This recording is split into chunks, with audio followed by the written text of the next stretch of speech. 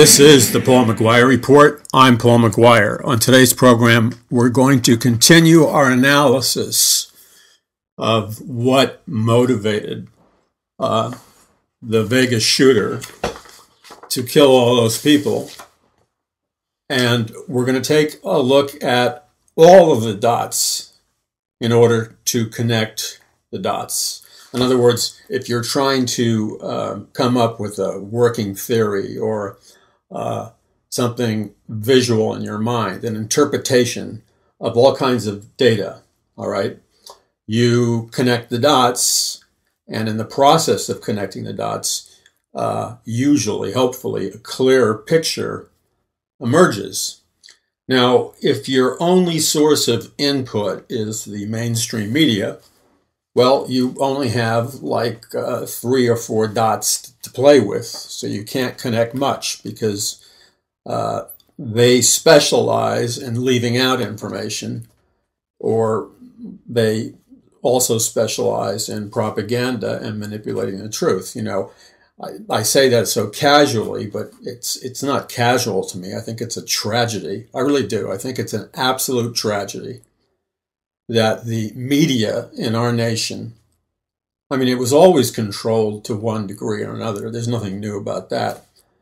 But in my lifetime alone, where I have the ability to examine the media and its behavior over decades, I have never seen such a state of affairs in the mainstream media. It used to be there were some glowing examples of journalistic integrity. The big editors in the big media used to make an effort. They would tell their reporters and journalists the same thing on television. Even if they didn't live up to it all the time, they were told, you know, get your own personal politics out of the way and try to give us a fair and objective reporting. Well, that's no longer the case. Facts go out the window, lies become the norm, and they peddle propaganda for the most part. There are some exceptions. And it is so disgraceful, it is so despicable that there are no words for it. And unfortunately, there are a lot of people in America who have not lived long enough to know the difference between how the media is acting today and how it acted decades ago. A perfect example would be this. I have never been a fan of late-night comedians. When I was a kid, I didn't like staying up that late. But if I did, I didn't really mind watching Johnny Carson. And he was like the best that there was. Okay, I mean, he was a class act. And he was a class act for a reason. Now, when you contrast, and he had a gigantic audience that dwarfs the combined audiences of the late-night comedians today. Because you see, there were just 3 networks. There was CBS, NBC, ABC, and that was it, 3 choices. So if you were outstanding like he was, he grabbed every night all of America, just about every night. And he was an intelligent man, and in contrast with the comedians today, this is like comparing a kindergarten student with a scholar. He knew that if he wanted to keep his title as like the king of comedy and dominate, which he did for, I think, decades, late night comedy, late night television, he knew that he would have to win over the largest audience possible. He was very aware of that. And he also knew that many times in America, the American public is divided, either 50-50, 60-40, or some variable, where you have people with liberal persuasions and democratic persuasions, and then you have people with Republican viewpoints and conservative persuasions. He understood that dynamic. So being an intelligent man, which is absent from the minds of the comedians today, he would not do things in terms of jokes, etc., that would offend or insult half of his audience on a nightly basis. It would be unthinkable to him, no matter how he personally felt about a president. It would have been unthinkable for this giant of comedy, Johnny Carson, to insult night after night after night after night after night ad nauseum, and then on top of it have his guests insult a particular president. And so you have, like, one insult after another. Because any way you slice it, late night comedians, they theoretically should be drawing from a certain percentage of conservatives or people who might be Republicans. Now, of course, if they're going to insult President Trump night after night, they're going to lose that audience. And the result is that their ratings of the amount of people who actually watch these new generation of late night comedians, they have very small audiences. They act like they're big shots. It's a joke. Do you know how many alternative media people I know who have larger audiences than the 3 clowns that come on at night, or the 4 clowns? They're so predictable too, these guys. And they're not even funny. I mean, they're kind of funny. One is obnoxious. He's so obnoxious, it's like fingernails on a blackboard every time I see him. So they do their opening monologue, which always has an obligatory insult Trump thing. Their guests insult Trump. So the result of this is they have much smaller audiences than they could have, because they've driven away approximately 50% of their viewers. And then after that, you have the data that advertisers are not going to spend the big bucks to advertise on late night comedy shows that have small audiences. So as a business model, this is a losing proposition. So somebody must be backing them for their ideology. And we'll get into that in a moment. But the point is, their constant bias drives away a variable of approximately 50% of their audience doesn't watch them, potential audience, because of their outrageously biased insults towards, Trump and the people who voted for him. But they don't care. And you know why they don't care? Because unlike Johnny Carson, I want you to listen carefully. Unlike Johnny Carson, when he was the king of late night comedy, and he dominated. I mean, I don't know what the millions were. They're just like a frightening number of millions. These late night comedians have a little sliver of America's audience. But his network was a corporation, a U.S. corporation, and it had a sensitivity towards its audience, which was American citizens. Today, there's 6 globalist corporations which control all of our media, including the late night comedians and stuff. So these globalist corporations don't care at all. In fact, they probably encourage these comedians to make jokes disparaging Trump and conservatism and stuff like that. And we know that's true because there's a constant and non-ending leakage of remarks internally from, some big executive, I think it was at CBS, basically said after the Vegas shooting that he was glad it happened or something because, it got rid of a lot of Trump people. I mean, that is so out there. The network fired him. But look, Kathy Griffin, I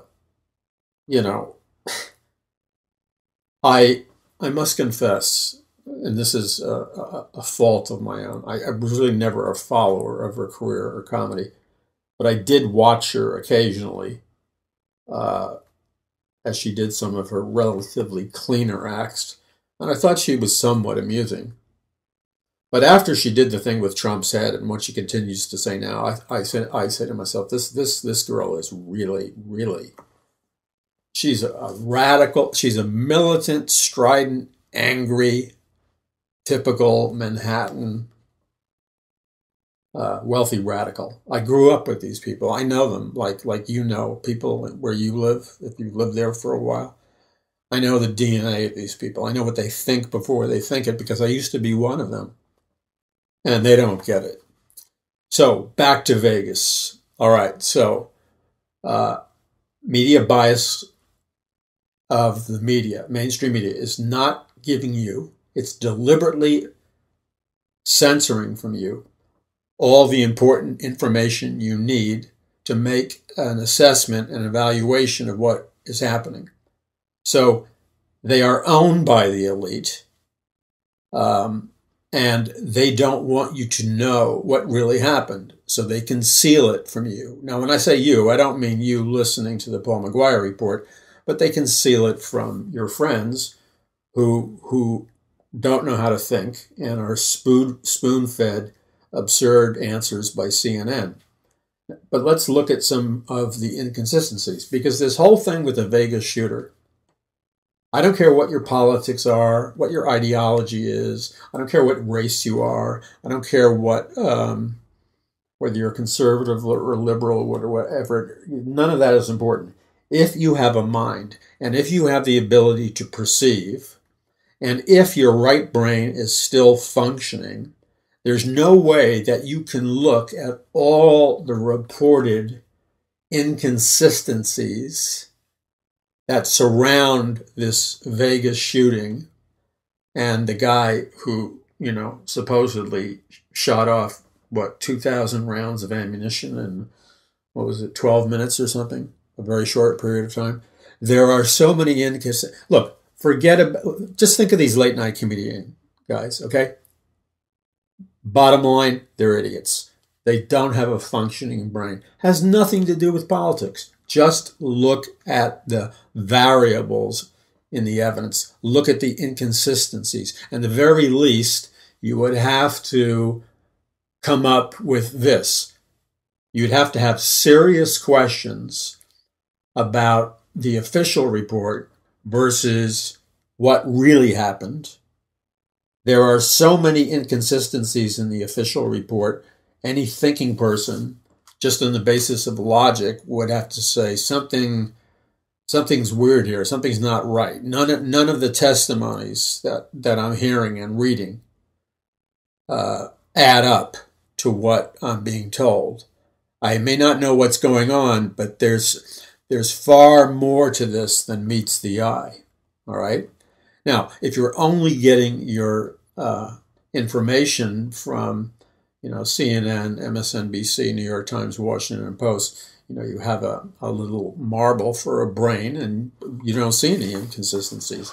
But if you search the internet for alternative news sites, etc., or just go to read some of the big British magazines on the internet, just read what they're reporting. They are, huge newspaper publications in Great Britain, and they have doubts all over the place, as do people all over the world. So let's go over some of the glaring inconsistencies, because we want to begin on the spiritual foundation, which is this. Again, Jesus Christ said, "You shall know the truth, and the truth shall set you free." Again, he meant, in terms of priority, the truth of salvation in Jesus Christ by faith is the most important truth that will set you free. But nowhere did Jesus, or in God's word, was there ever the intention of God for his people to reject all of the truths from Genesis to Revelation and say, well, they're not important. The only thing that's important is Christ died for our sins. Well, if that's the only thing that's important, why did God write Genesis to Revelation? And why is it his inspired and inerrant word of God? And then, when we go into the world of our everyday reality, whenever we know the truth about something, we can be set free. When we're being told lies and we believe lies, we're going to go into captivity. So let's just look at some of the contradictions, okay? First of all, how many people were dead? I keep getting different numbers, but supposedly the perpetrator shot 600 people, and the majority of them wounded, and there was like 59, 60 something, it may keep growing, who were killed.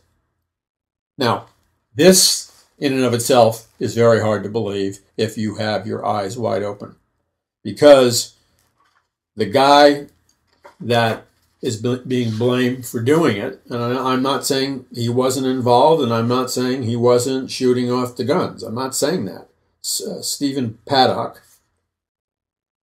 The problem with Stephen Paddock pulling off this massacre by himself was that there's no evidence to show us that Stephen Paddock was trained in the usage of machine gun type rifles. He was not an expert marksman. He didn't know anything about munitions or military planning, etc., etc. And then he didn't possess the physical strength to hold up the guns in the way that the official report tells us he did, and accurately fire off that many rounds which actually hit people. So all of this is a big stretch to assume a guy who didn't have military training, doesn't have any apparent familiarity with guns and all that stuff, is capable of doing it.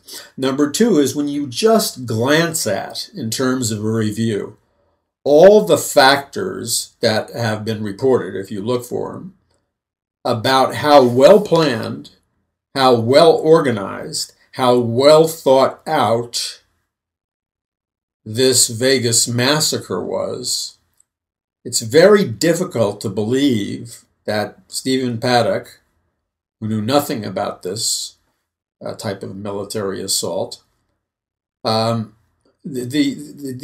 report is implying that Stephen Paddock had the brain power, the experience, and the training to organize and set up and pre-plan what is something like a military attack on those people.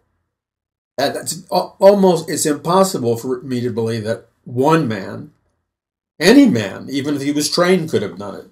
Never mind a guy who was not in physically strong shape and had no training whatsoever. It's just like believing in Santa Claus. I don't buy it. Something smells rotten. Now, I'm not making a accusation. I'm not blaming a particular group here or there. I'm just saying the official story smells like rotten fish. I don't buy it. And let's continue on.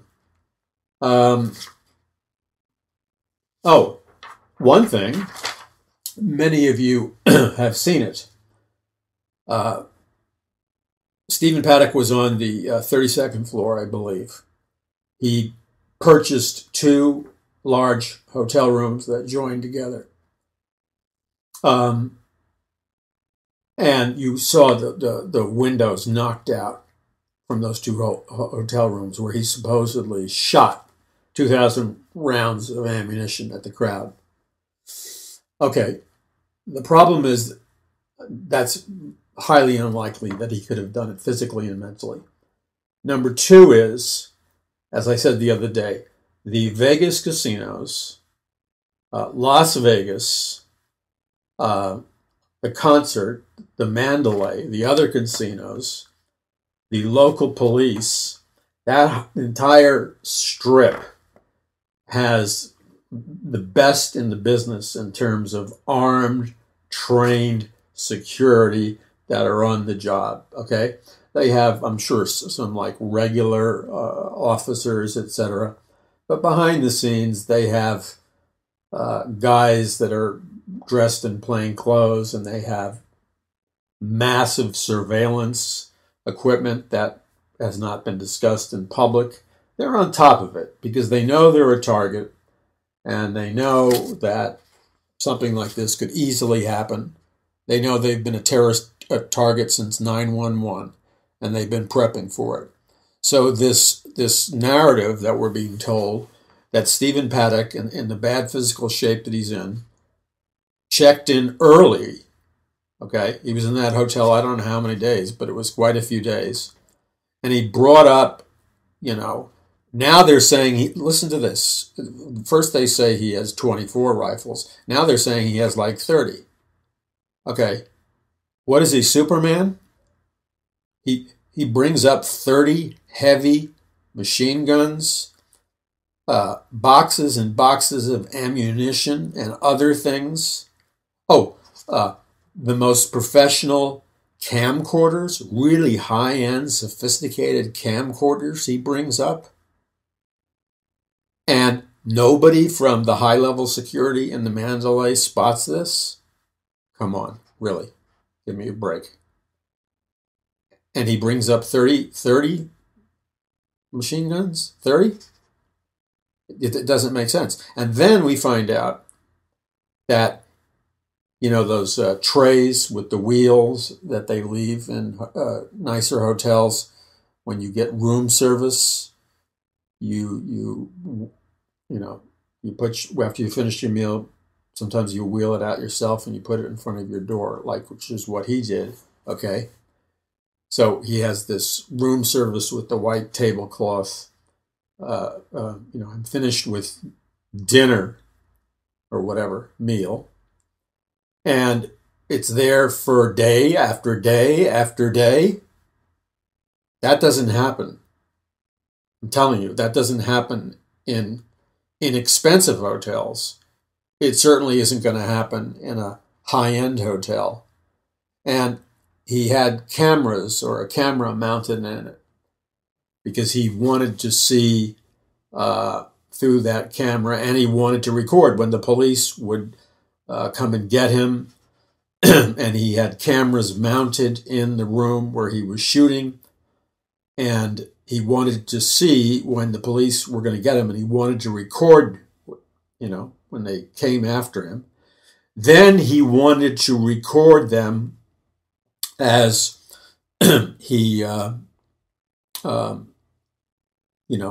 a gunfight with him and went down in a hail of bullets. Very high-end, sophisticated equipment. Why? This is a classy hotel. Why is dinner tray, room service, there for days? And many times there's food left over in these trays, and they begin to stink when the food gets rotten. Classy hotels don't do that. They don't. It's rare, if almost impossible, that a food tray like that would be left there even 24 hours or 12 hours or 8 hours. Okay, they would take it. Who was protecting that tray so it stayed there? It's completely unnatural. And we hear two reports. One report was supposedly a first-hand source, said that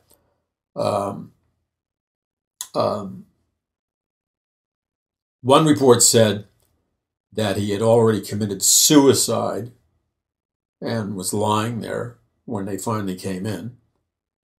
And another report said, or the official report says, that they killed him as they broke down his door and they shot him.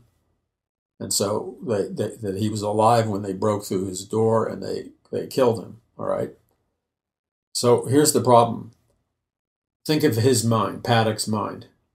Why would he go to this elaborate detail to film the law enforcement when they finally came after him?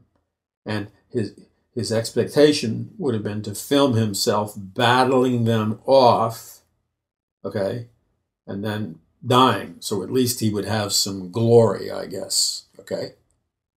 Why would he go through all that effort? Now listen carefully. Why would he go through all that effort to film himself if he was going to commit suicide and there was no gun battle with the police? Very strange. And then the photograph that has been released, unless there's other ones, is very, very odd. It's cropped deliberately so that you see this body placed there. You know, I can just guess randomly. This guy seems heavy set. The body didn't seem heavy set, but that's not conclusive proof. First thing I saw when I saw the body in the hotel room, it just screamed of suspicion. You know why?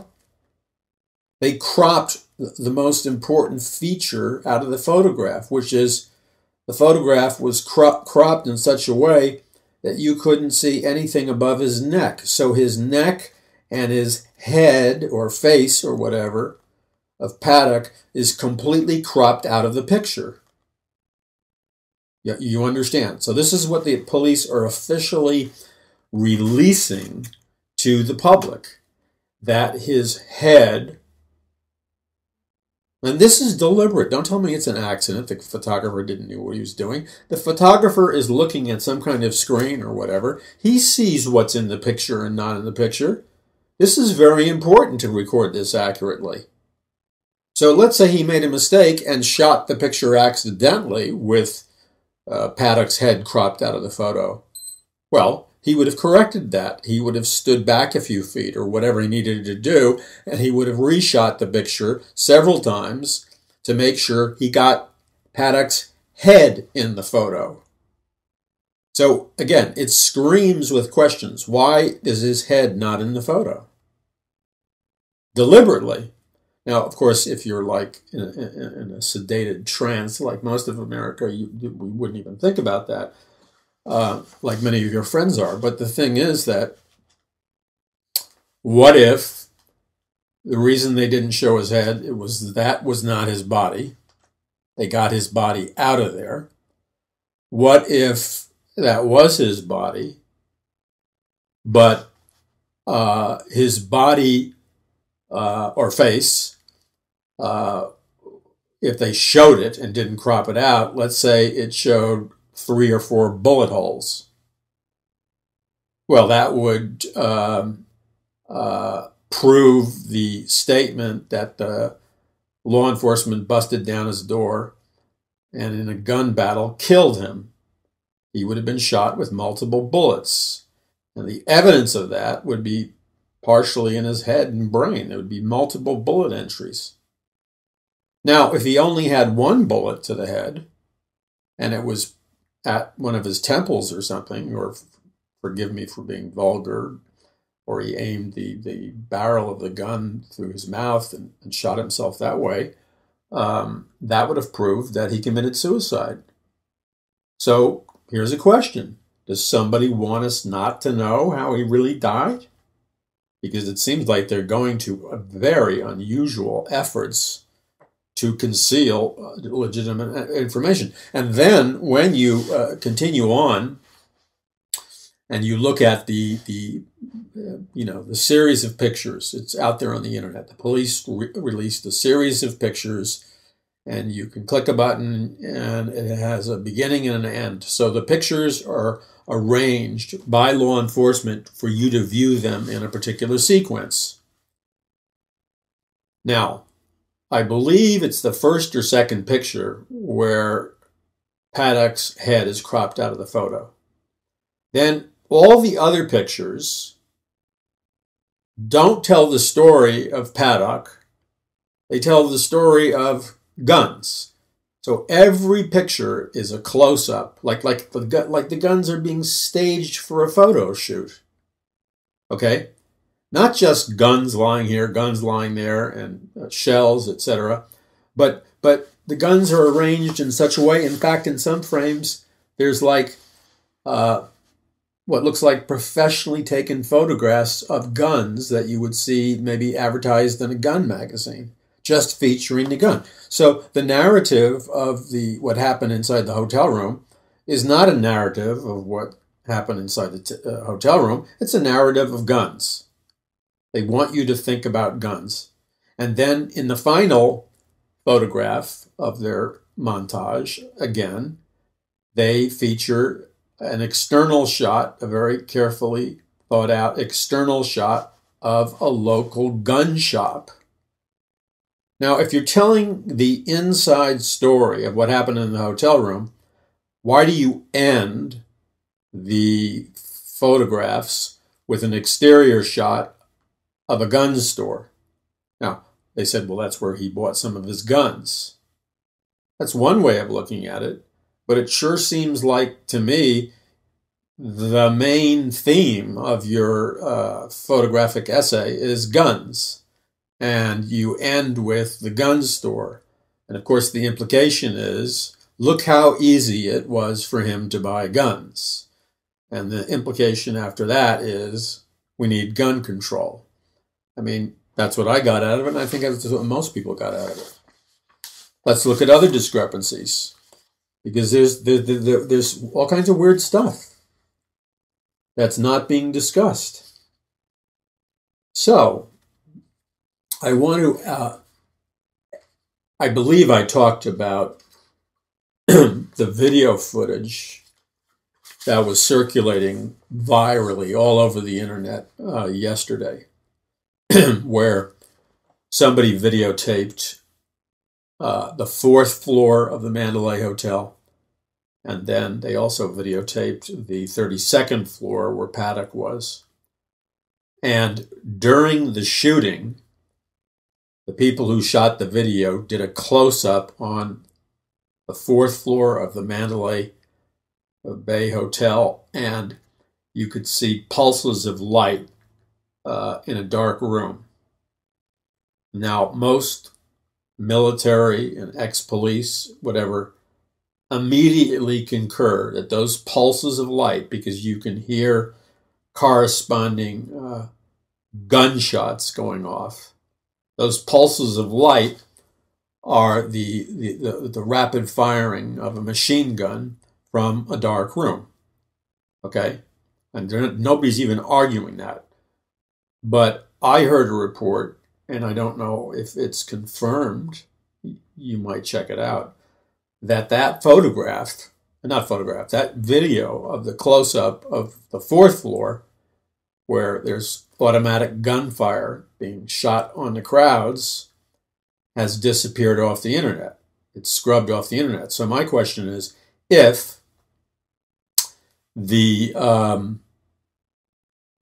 because I raised the question yesterday, maybe it was a fake video or photoshopped in some way. Well, if somebody powerful took that video of the 4th floor where gunfire was going off towards the crowd, that tells me immediately that that video is not a fraud. It's not photoshopped or whatever. And that video, somebody doesn't want people to see gunfire from the 4th floor. Otherwise, they would have left the video alone. Of course, you'll never see that in the mainstream media because their business is lying and propaganda, not telling you the truth. Okay, so let's look at another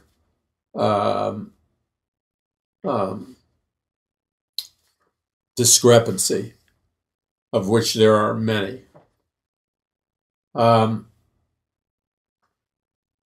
People who are military or ex-military or ex-Marines or whatever are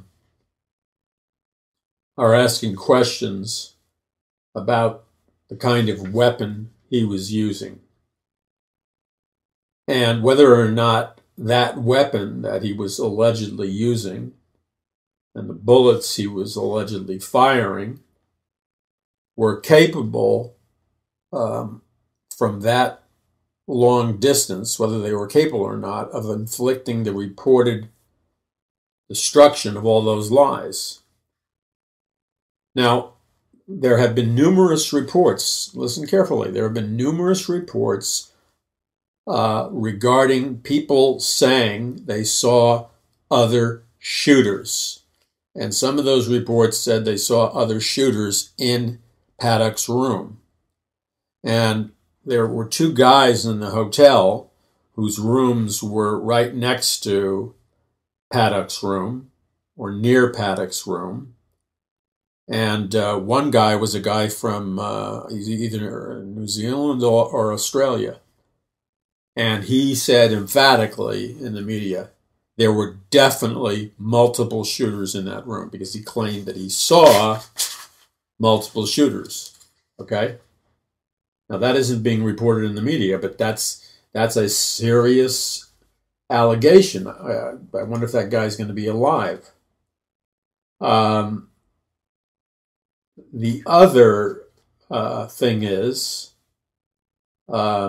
this big discrepancy, because there were a ton of reports, including police reports. The first police reports seemed to indicate that the police broke down Paddock's hotel room door and that the police killed him. That's what the first police reports said. Then the press was told, no, that's not the case. The story changed. Paddock committed suicide as the police entered or before they entered. Now, somebody didn't get their story right. Which is it? Did he commit suicide as they entered or before he entered? Or did the police kind of break down the door and shoot him? And maybe that's why his head is concealed and you can't see his head. It's cropped out of the picture because that would provide evidence of whether he committed suicide or not. The Islamic State has claimed responsibility for the shooting numerous times, yet the media never picks up on it. It's interesting that when it's a militant Islamic terrorist group, the normal response from the mainstream media is not to tell you that. And I can think of so many shooting incidents where the shooter turned out to be a militant Islamic extremist, but the media, the mainstream media, continued to hide that fact in all the reporting. Why are they hiding the fact? Ask yourself the question. If Paddock, through this girl he knew or whatever, let's say, and I'm not even certain that this is the case, but let's say he was converted to radical Islam or something. Why is the media always concealing that? I mean, that's an agenda. That's not reporting the news. What is their purpose? It's like they don't want the American public to know that ISIS and armed radical extremists with guns are here in America, and a lot of the shootings we're hearing about are not just lone wolf nuts, but they're agents of ISIS or a radical extremist group. They don't want us to know that. They don't want us to know that a group has declared war on us and they're killing us. What they want you to think is it's just some mentally disturbed guy with psychological problems. And they want you to think that because they have so many hidden agendas. I'm surprised they can even speak in a linear fashion. They use this to promote gun control. They use all these shootings to push for gun control. They're more interested in twisting, distorting, manipulating the facts, and outright lying so they can push the agenda of gun control, which is not the central story. They're forcing it in. Like clockwork, Hillary Clinton goes, oh, we need more gun control. Really? So if this guy is working for ISIS and these other groups are working with militant extremist Muslim groups that they don't want us to know about because they want to keep the doors open for militant Islamic extremists to continue to pour into our nation, just like Europe, those of you listening to me in Europe, it's really tragic. We have problems here in America. America is going down the slippery slope your nations have gone down in terms of being radically socialized and dumbed down. And I don't mean this as a disparaging remark to our European friends, but we got about half of America asleep and in a trance state.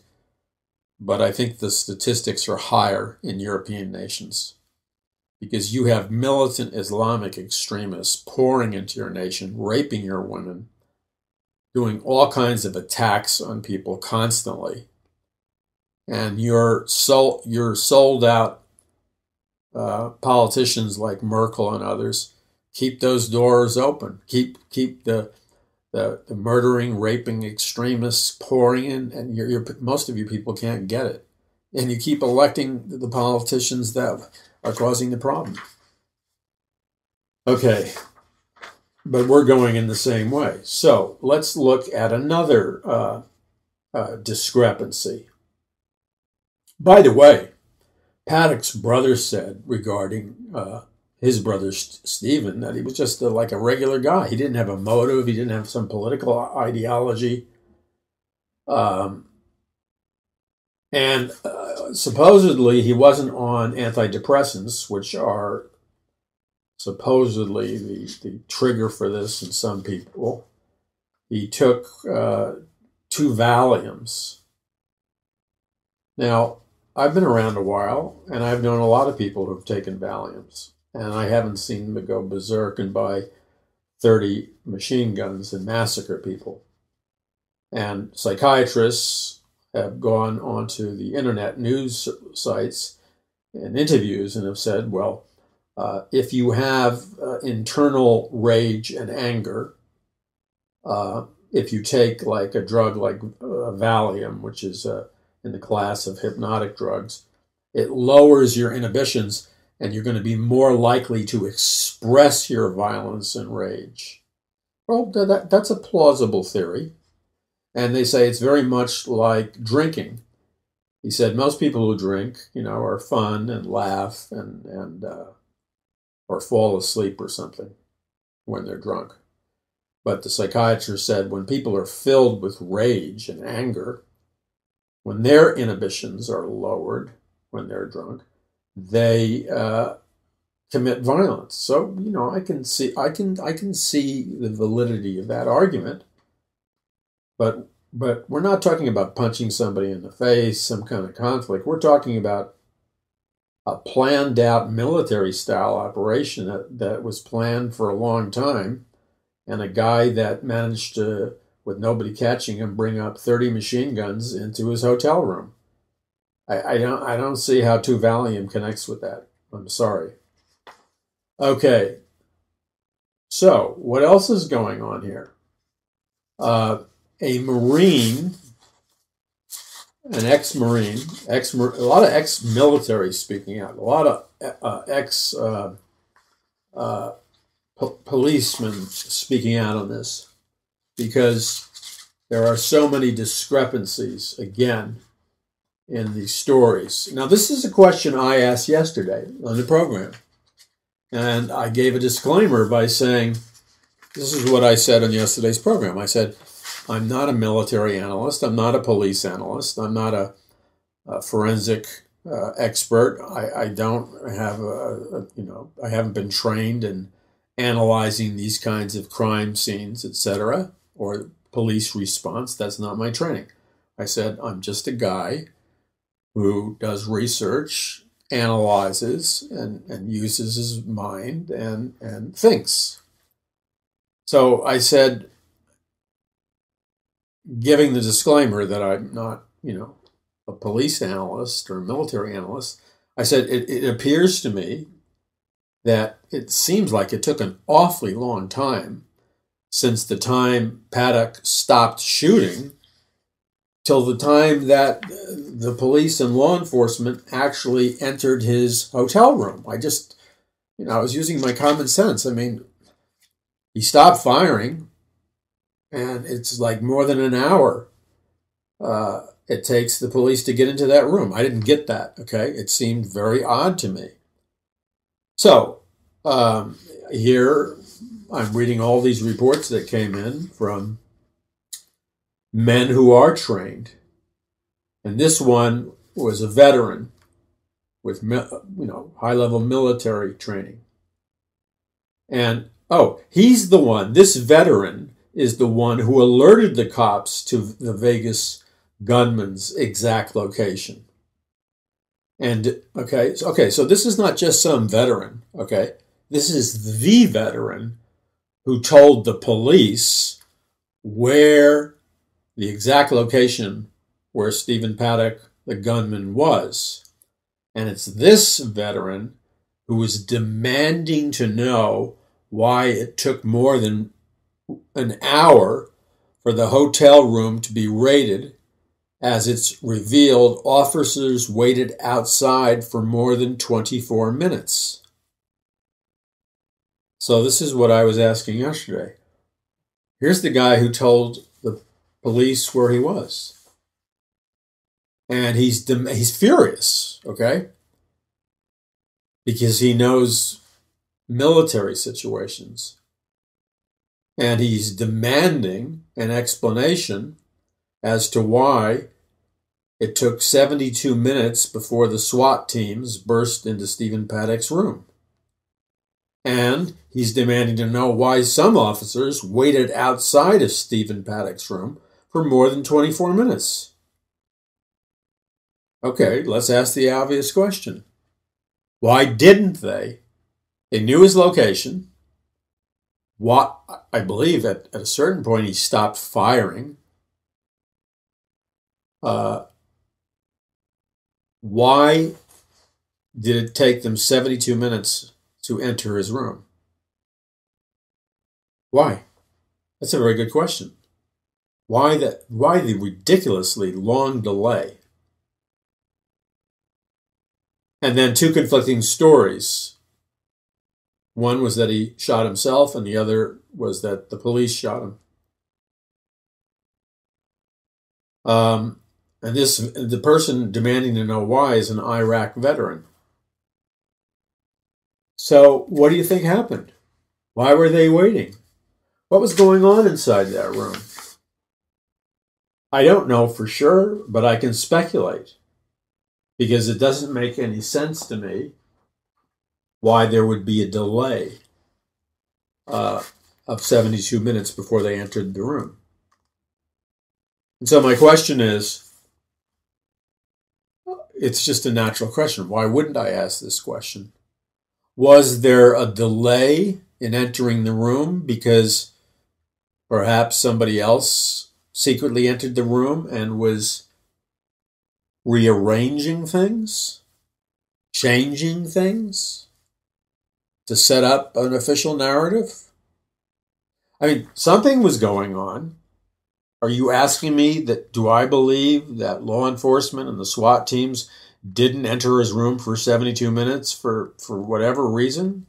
And I just accept that? Of course I don't accept it. It sounds to me like I can't prove it. It's just a question that comes to my mind. Seems like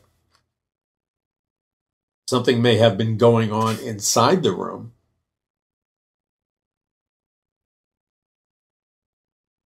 And that's why they had to wait. So what was going inside the room? Were things taken out? Were things put in? And again, my mind flashes back to the photograph that's cropped where you can't see the head of the shooter. And that is suspicious.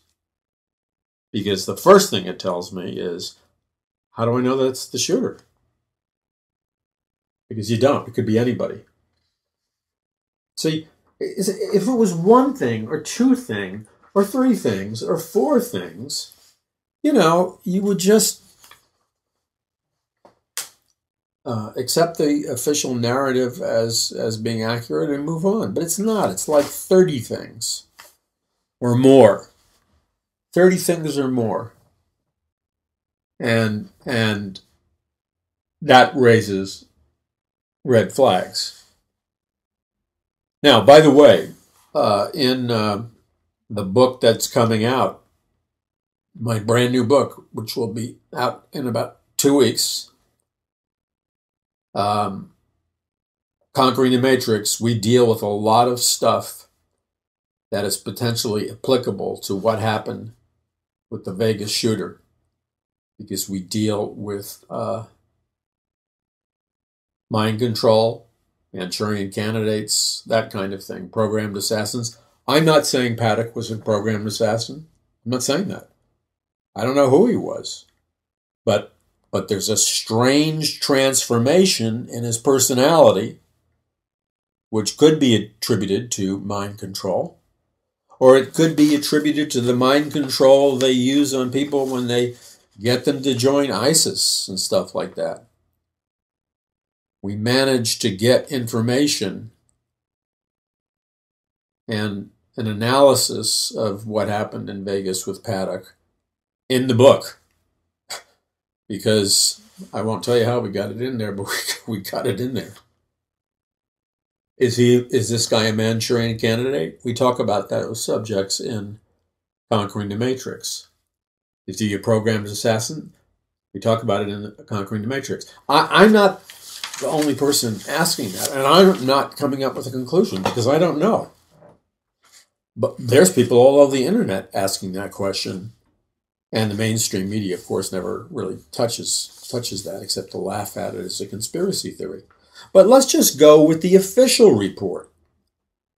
If this guy, Stephen Paddock, the shooter, was, quote, radicalized, that means he was converted into being a radical Islamic extremist capable of willingly being a mass shooter, okay? And that's the hypothesis of one of the key law enforcement spokespeople coming out of Vegas, that he was radicalized. But what does that mean? It means he was converted. He made a conversion to ISIS, or radical Islamic extremists. Okay? But what does that really mean? When we're talking about groups that are radical Islamic extremists, I believe that part of what is called a conversion is really they're using scientific mind control. They're using brainwashing. They may be using drugs on the individuals. They're using sleep deprivation and hypnosis and all kinds of stuff. So, see, when people join up with these ISIS cults and stuff and other groups, many of them, especially when they're converts from America or whatever, they're brainwashed. They go through the same, let's put it this way, they go through basically the same process as a Manchurian mind control brainwashing assassin would go through, except they do it using Islamic symbolism, Islamic names, etc. But the bottom line is they hijacked this guy's mind, because this guy, Stephen Paddock, there's a lot of the same old stories of the lone shooter coming back, the same profile. Mysterious past. He has a mysterious past. The bio doesn't go back that far. No family, a loner, unexplained long sequences of time in his biography. This is all standard Manchurian candidate stuff, by the way. So, am I saying that he's a Manchurian candidate? No, but I'm saying if he went through an ISIS conversion, they use the same techniques as Manchurian mind control programming. And in my book, Conquering the Matrix, I talk in detail about that, and I also analyze Paddock and what he went through, the Vegas shooter. So, one of the other things is that many times you see these people like James Holmes, the shooter that went into the theater. You saw how drugged out he looked. And he, in my opinion, he was programmed. He was a Manchurian candidate. That's my personal opinion. I can't prove it. You know what? You can never prove these things. You can't prove that Lee Harvey Oswald, who killed Kennedy, was a Manchurian candidate. You can't prove that Sirhan, who killed Robert Kennedy, was a Manchurian candidate. When it comes to Manchurian candidates and things like this, I can't think of a single example where anybody proved anything. It's always a mystery. Why? Because you don't have access to all the secrets. Therefore, you can't make a definitive conclusion. Now, other things that people need to understand, though, how they can manipulate somebody's mind. So I'm looking at the pictures of the shooter, and I'm examining his face closely. This is just called common sense analysis, okay? And I notice, you see, one of the characteristics of a Manchurian candidate, not always, sometimes it's far more subtle, but many times somebody who's been programmed or who's under scientific mind control, which could include a radical conversion to ISIS, they're programmed. And part of the programming means they've been put into a hypnotic state. They're not conscious of that. And so they have embedded commands in their subconscious mind that they don't even know are there, because they've erected scientifically. I outlined the process in the book Conquering the Matrix. They've erected what is called an amnesia wall between the person's conscious personality and his or hers ability to retrieve their own programming by recalling it deep in their memory or subconscious.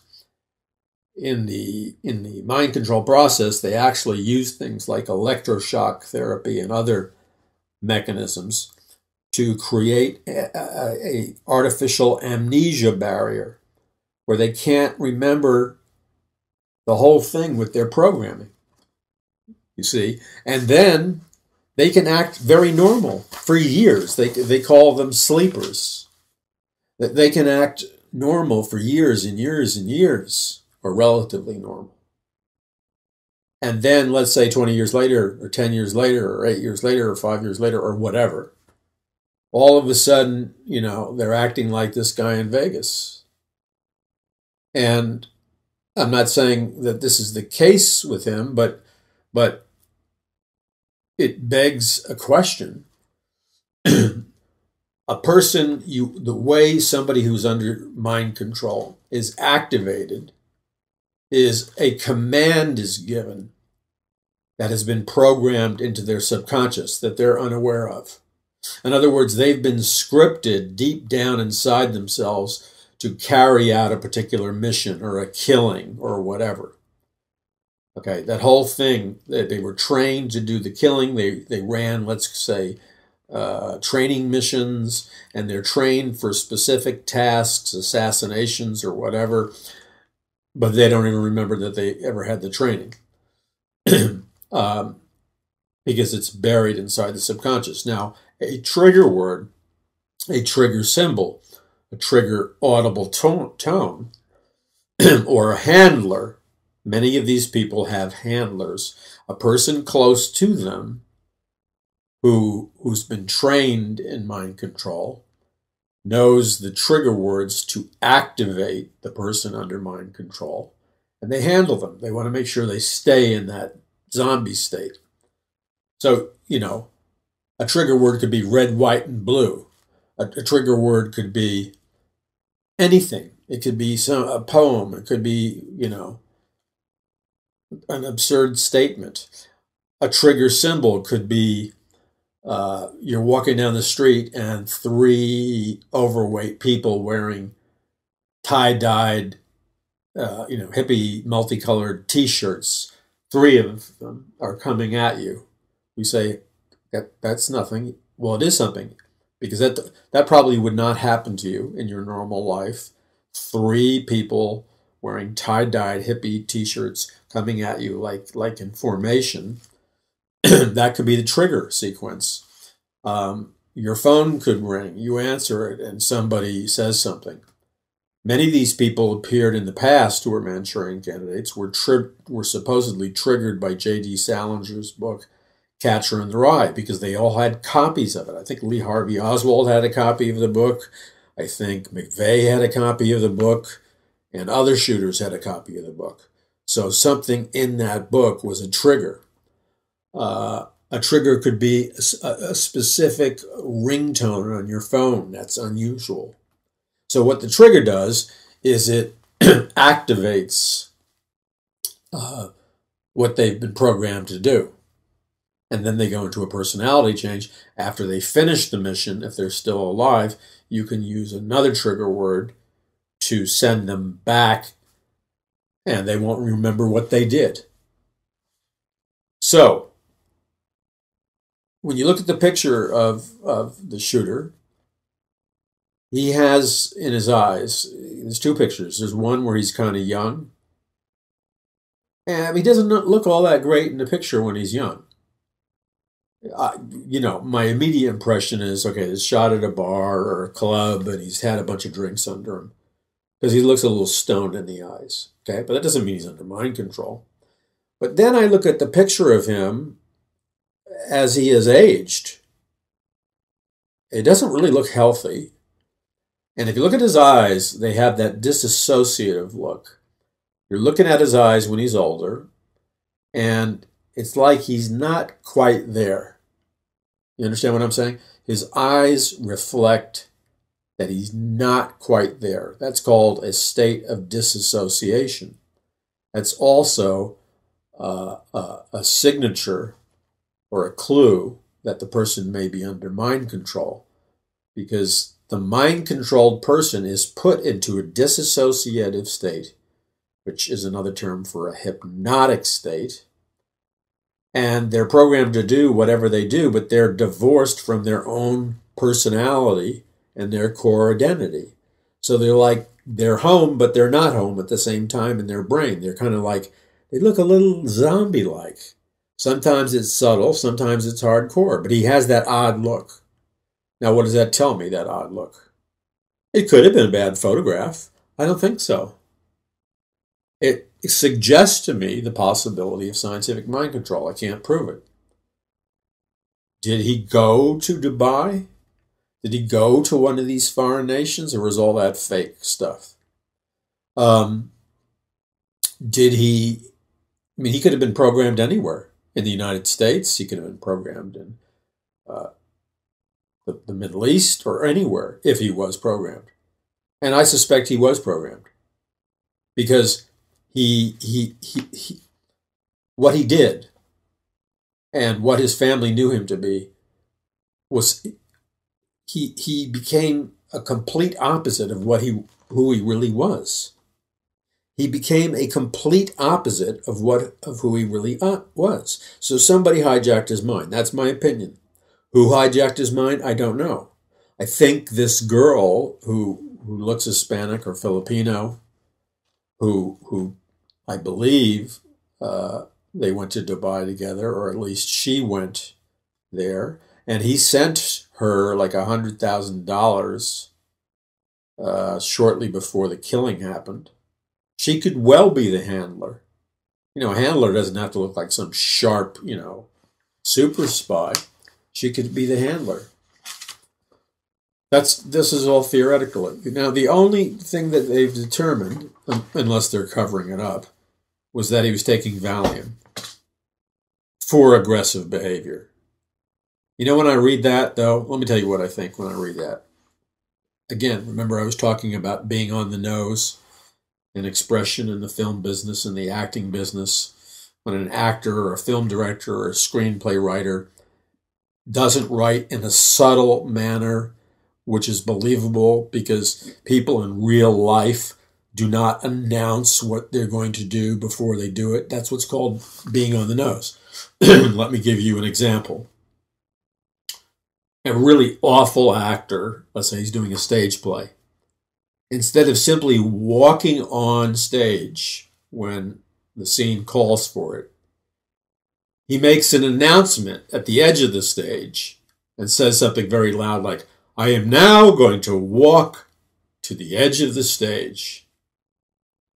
That's ridiculous. I mean, you'd have to be a lunatic actor to do that.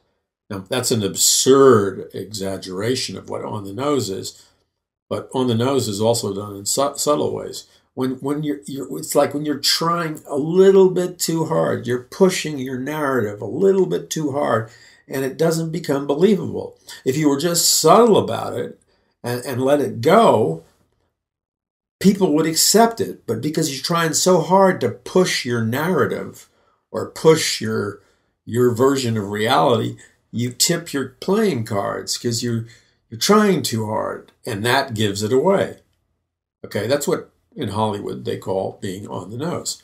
When I saw the picture of the supposed gunman lying on the floor of his hotel room with his entire head cropped out of the photograph and no attempt whatsoever, which would have been the normal thing a photographer would have done. He would have reshot the shooter and made sure he got the blanking head in the picture, okay?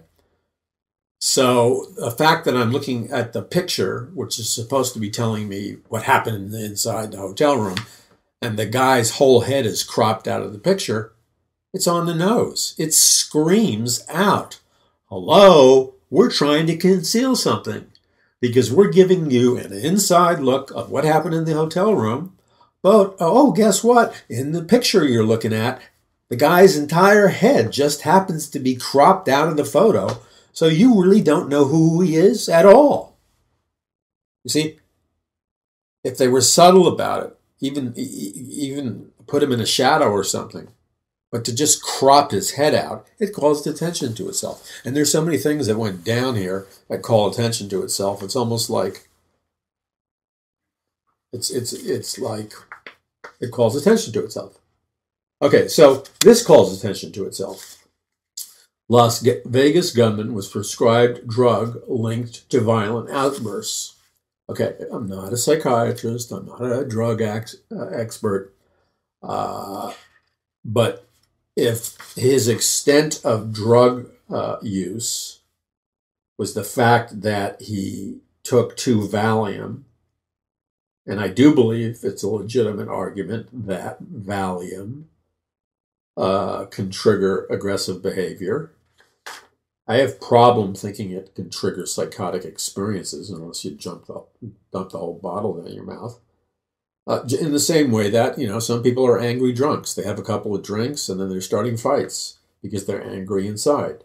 So 2 Valiums could have made him very angry inside. I can buy that, all right?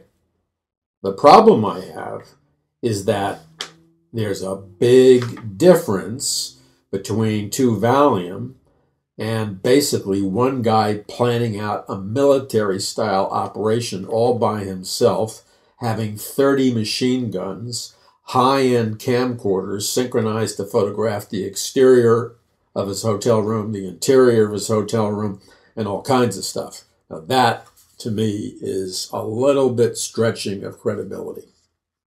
Now, if he was on multiple psychiatric drugs, okay, different story. Perhaps, he went crazy or something, or he was programmed.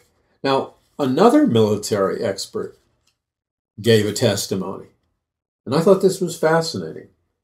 They were challenging the bullets and the weapons and the shells. And I want to get back to that in just a moment. But I want to mention that you're listening to the Paul McGuire Report. I'm Paul McGuire. And that Jesus Christ said, you shall know the truth, and the truth shall set you free. It is important. Most of you know why it's important. You have friends who are, by the way, I'm not being satirical. I believe I'm being realistically assessing the situation. I would guess that approximately somewhere in the neighborhood of 40% of the American people, or far more, are under a very subtle degree of scientific mind control. A very subtle trance state. A trance state is a dissociative state where you can be under a subtle hypnotic control. So I would say that, about half of America is in a scientific trance state. I prove those assertions with intense documentation. In the book, you can still pre-order now. It will be shipped in about 2 weeks to the people who pre-ordered it. Conquering the Matrix. So I'm not just mouthing that off. I can prove it. And I have documentation written by men of great power who said, we're going to do it, and this is how we're going to do it.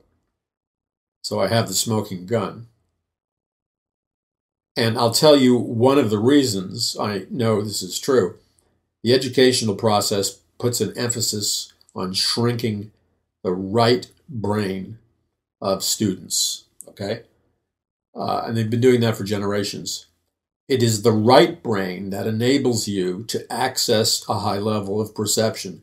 It is the right brain that causes you to question unrealistic narratives. It's the right brain that causes you to look at the big picture. It's the right brain that causes you to think analytically, all right?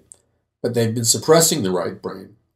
So here's my question to you. How is it that you have millions and millions and millions of Americans, many who are aware of these discrepancies in this official report with the Vegas shooter and other situations, but they appear to, and I'm talking about your friends, your family, and people you know. Let's be real. People you know in church. That's what I'm talking about. Huge numbers of Christians, too. And when you talk to them about stuff like this, the only thing they can do is parrot and squawk a programmed reaction. Oh, that's a conspiracy theory, which basically gives them permission to stay in their hypnotic state and to shut down what would be a normal expectation of analysis, thinking about this whole thing, questioning narratives that are conflicting, looking at the big picture, and being able to fully use your faculties of your God-given perception. They can't do that. You understand that? They are physiologically, psychologically, and chemically and technologically incapable of accessing their full God-given perception, their God-given ability to look at the big picture, their God-given ability to analyze, to reason, to probe, to question. These are all gifts from God. And anybody who is psychologically whole, anybody whose brain, biologically and physiologically, is functioning the way God has intended it to function. God intended your brain to function with both left and right brain hemispheres fully operational. So if millions of people in America were able to utilize their brains the way God made them to be, they would think and question and analyze just like you and I are. But the reality is they're in a subtle trance state. It's subtle. Remember, it's subtle. And they are neurologically incapable of processing conflicting narratives or even noticing conflicting narratives. This is impolite, but to a minimal degree, they're brain dead. I mean, that's the truth. I deal with that heavily in this new book, Conquering the Matrix, and you need to get it because God didn't create you to be brain dead. And there are things you can do to recover the God-given power of your perception. You see, God made every one of us perceptive. If people's perception is not functioning properly, we have to ask ourselves why. Let me give you an obscure fact. It's not a conspiracy theory.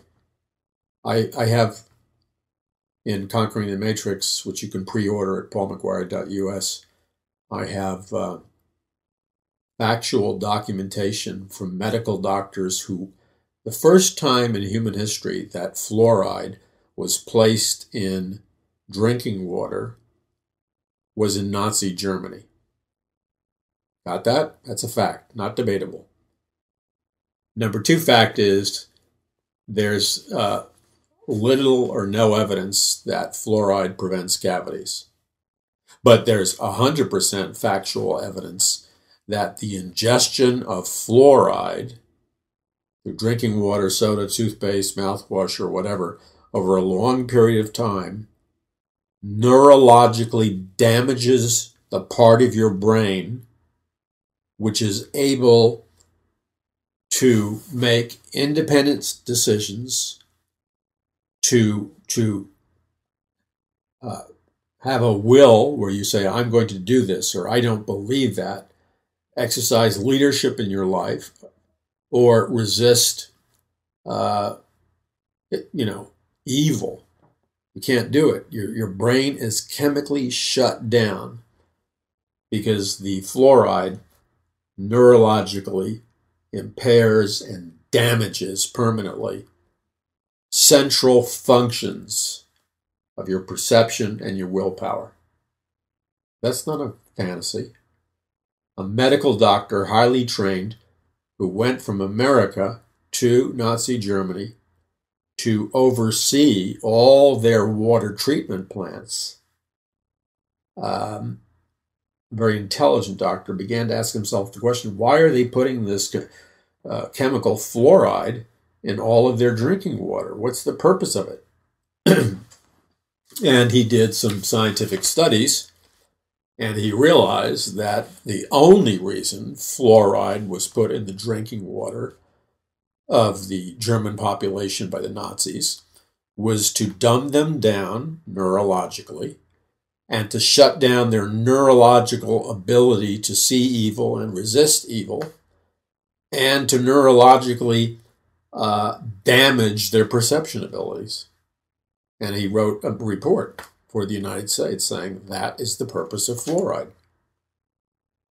Okay, that's a fact. So I don't care what your dentist says. I know what my dentist said. He didn't seem to know anything about it, and if he did, he wasn't talking, and I don't blame him. Okay, so we have people looking at the discrepancies, but they're just like passively accepting the official story when the official story is filled with so many huge contradictions.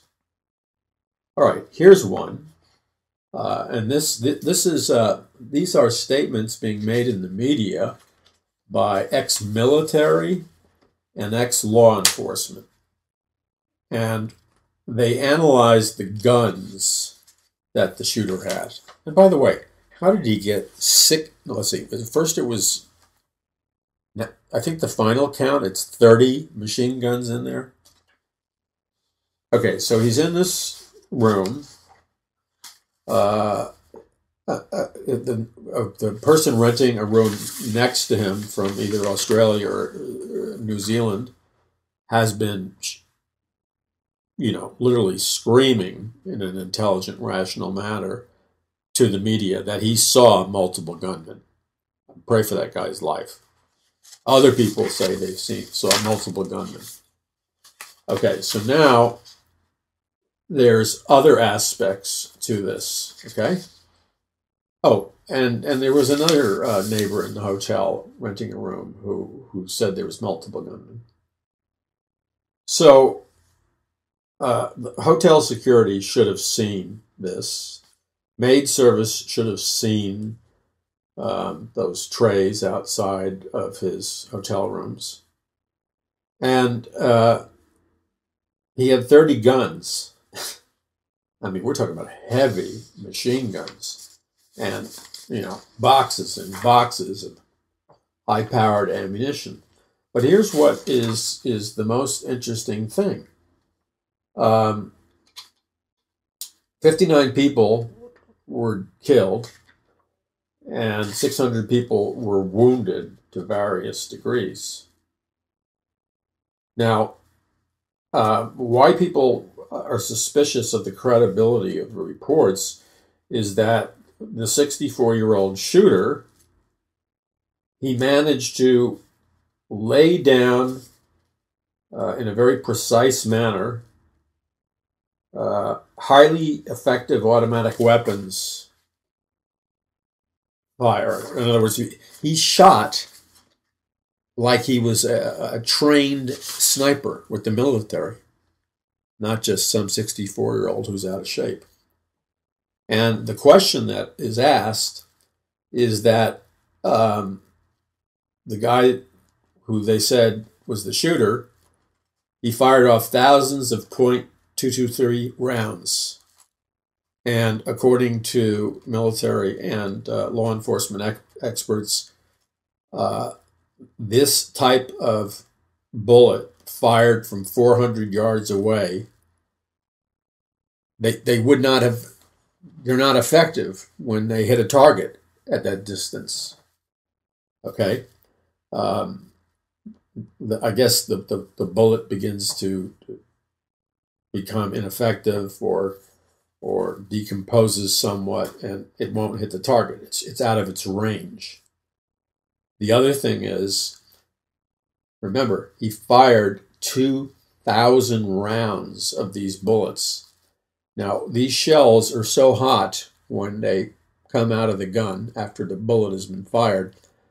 When they land on the carpet in his hotel room, they leave serious burn marks because they're red hot. And he fired 2,000 rounds of red hot bullets, which left red hot bullet shells that should have burned the carpet. Now, they went out of their way in their pictorial photo shoot of the interior of his hotel room to show us the bullets and everything but the body of the shooter. And guess what? I saw those pictures. I saw shells everywhere. Shells that apparently were the result of him firing. They were everywhere. I didn't see one burn mark. I'm not a ballistics expert, but I'm being told by people who are that those shells would have burned the carpet. I didn't see any burn marks, so we have a discrepancy. He sets up a highly sophisticated camera. I mean, does this sound like some guy who, I mean, really, use your brain. Don't think of your friends who they can't use their brain. And I don't mean that to be malicious. It's just true. Use your brain. Okay. He sets up this spy camera thing that's high-level sophistication. He, I mean, there's so many discrepancies, it's like ridiculous. And according to numerous military or ex-military professionals, they say that the gun that was used in the killing,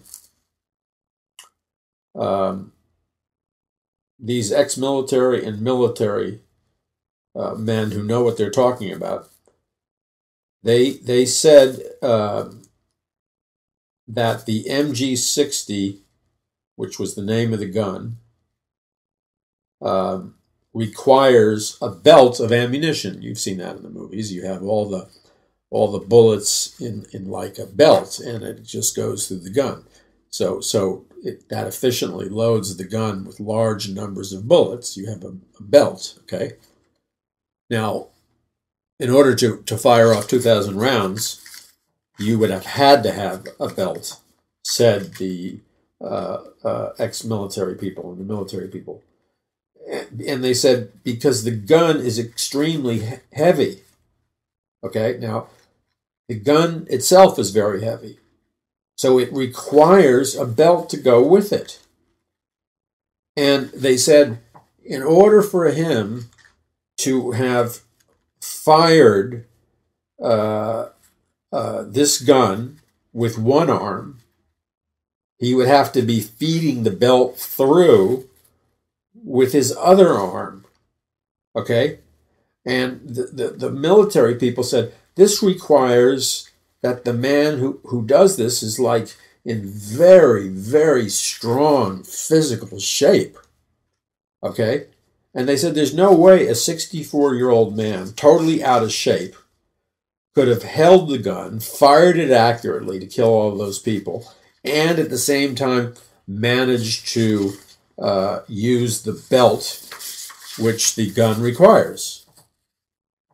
Now, furthermore, military experts and ex-law enforcement are saying that all the people killed and wounded couldn't have been caused by .223 rounds. They said that type of bullet could not have accomplished the job. And that's what we're being told. These military and ex-military and law enforcement and ex-law enforcement people are saying that you would have needed heavier rounds fired from something like a belt-fed MG60. You see, there's no mention of a belt being used because heavier rounds of ammunition could have gone the distance and hit the target. The ammunition he had allegedly used wouldn't have made it to its target. Big discrepancy, all right? Trey Gowdy, the congressman who was interviewed on Fox, he just blew open the doors and he expressed a total lack of belief in the official story. And Congressman Gowdy said he did not see any way that an event of this precise planning could be carried out by one person, and one person with absolutely no military training. And then, you know, one point that we brought up before, there was a YouTube that was going viral that shows that on the fourth floor, there were multiple shooters firing into the crowd from the fourth floor, and you can see pulses of light as they fire their guns. Now, supposedly that video has been scrubbed off the internet. I don't know if that's true or not. Okay, so this is the point. It is important to be able to use your intelligence, and you need to be able to ask questions and come up with an assessment. Because why this happened, how it happened, what the cause and effect relationship will be is something you need to think through.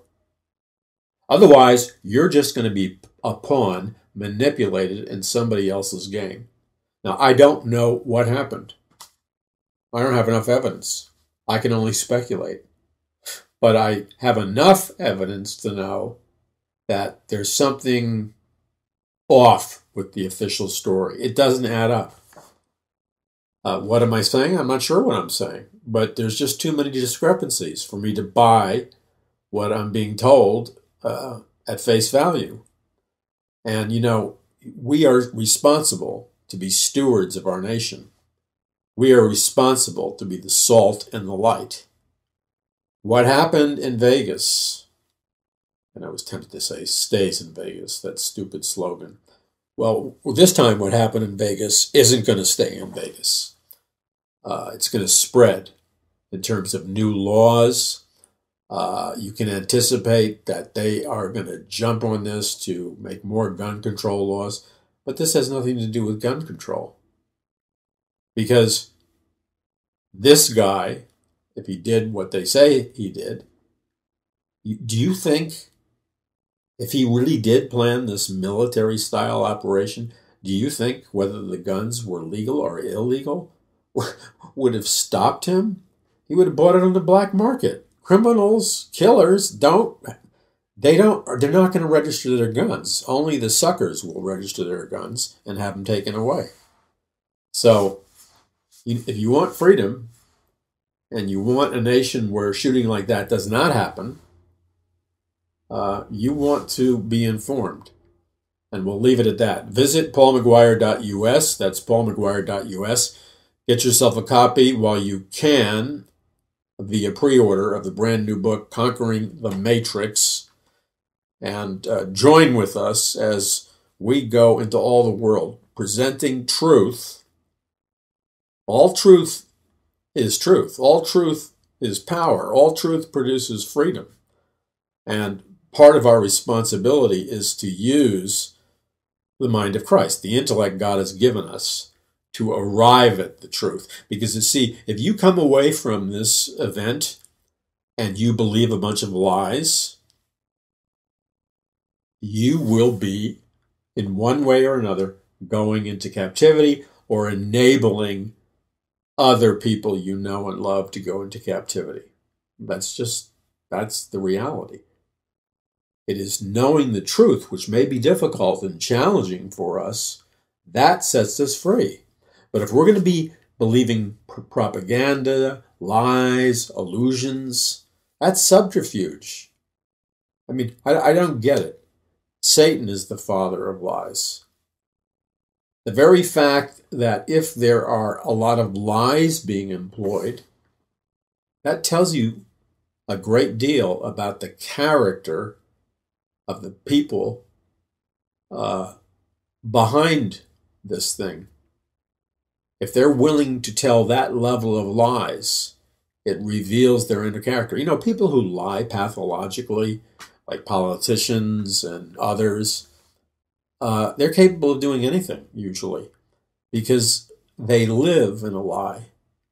And by lying constantly, they are motivated by the father of lies, and that's a demonic power. I'm Paul McGuire. God bless you. Visit paulmcguire.us. You can send this program to anybody you want anywhere by using our social media technology at paulmcguire.us. Send this program to somebody who needs to hear it. Maybe you'll wake them up from their sleep. I'm Paul McGuire.